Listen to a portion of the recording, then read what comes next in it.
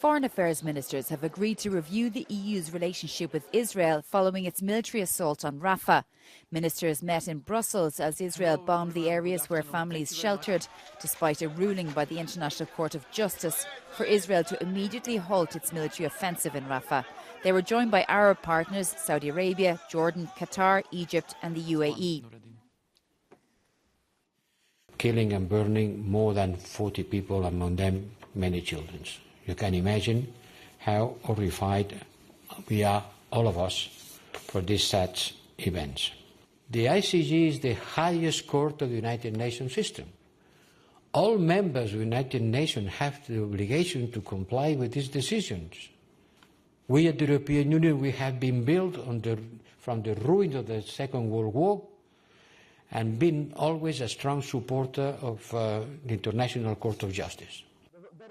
The EU Association Agreement with Israel contains a legally binding obligation on both parties to commit to human rights values.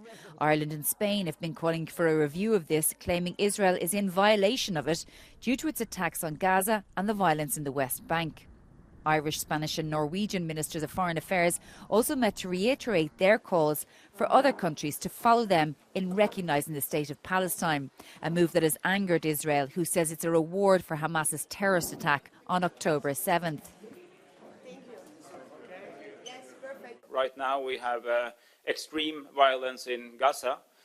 We have Israelis living in fear of terrorism and rocket attacks, and we have settler violence and the expansion of illegal settlements in the West Bank.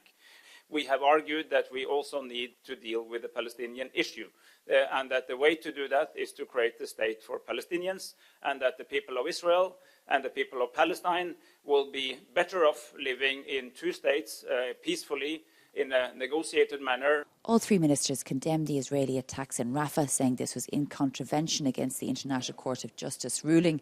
They said the EU should take appropriate measures to enforce this decision and say they were concerned about the double standards when it comes to the application of international law in Gaza. Shona Murray, Euronews, Brussels.